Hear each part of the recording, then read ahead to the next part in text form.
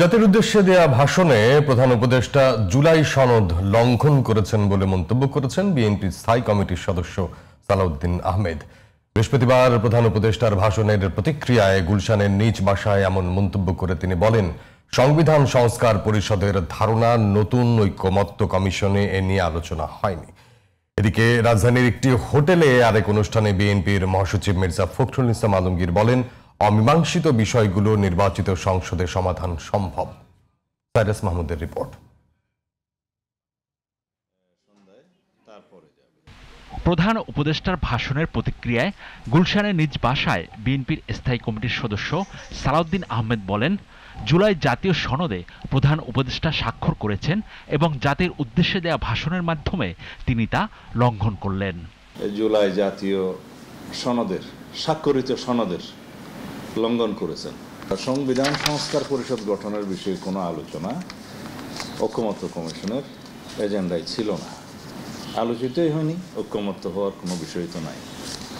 সংবিধান সংশোধনের মতো বিষয়গুলো কোনো পরোক্ষভাবে নির্বাচিত বা অনির্বাচিত সদস্যদের দ্বারা সংগঠিত হতে পারে না। এদিকে ঢাকায় এক আলোচনা অনুষ্ঠানে দেশের চলমান বিভিন্ন বিষয়ে কথা বলেন বিভিন্ন রাজনৈতিক দলের নেতৃবৃন্দ ও বিশিষ্টজনরা।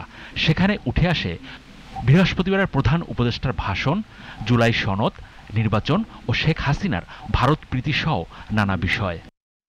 যদি আপনি পরিবর্তন করতে চান, দলীয় স্বার্থ পুরোটা বাদ দিতে হবে। এটা এনসিপি কে যেমন দিতে হবে, এটা বিএনপি কেও দিতে হবে, জামাতকেও দিতে হবে। কোন ভাষায়, কোন চিন্তায়, আইনের কোন বিশ্লেষণে আপনারা বলেন 29 সালের নির্বাচন হবে কনস্টিটিউশনাল?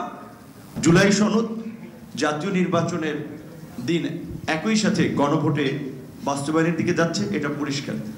বিভাজন, ট্যাগিং, ঘৃণা, নানাভাবে বাংলা মানুষে যে বিভক্ত করার এবং বিভক্ত করে শাসন করার যে কায়দা কানুন, যেটা মূলত ফ্যাসিবাদী কায়দা কানুন, সেইটা মানুষ প্রত্যাখ্যান করেছে। এ সময় বিএনপির মহাসচিব মির্জা ফখরুল ইসলাম আলমগীর বলেন, অমীমাংসিত বিষয়গুলো নির্বাচিত সংসদেই সমাধান সম্ভব। আমরা নির্বাচনের পরে যে সমস্ত রাজনৈতিক দলগুলো বা শক্তিগুলো একসাথে ফ্যাসিস্ট বিরোধী সংগ্রাম করেছি, তাদেরকে সঙ্গে নিয়ে একটা জাতীয় সরকার গঠন করবার আমরা একটা প্রস্তাব দিয়েছি এবং সেখান থেকে প্রমাণিত হয় যে আমরা আসলেই এই জাতিকে সত্যিকার অর্থে মূল জায়গাগুলোতে ঐক্যবদ্ধ করে আমরা সামনের দিকে এগিয়ে যেতে চাই।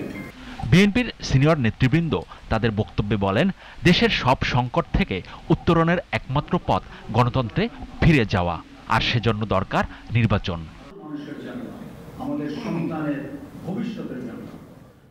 Cyrus Mahmud, GTV news, Dhaka.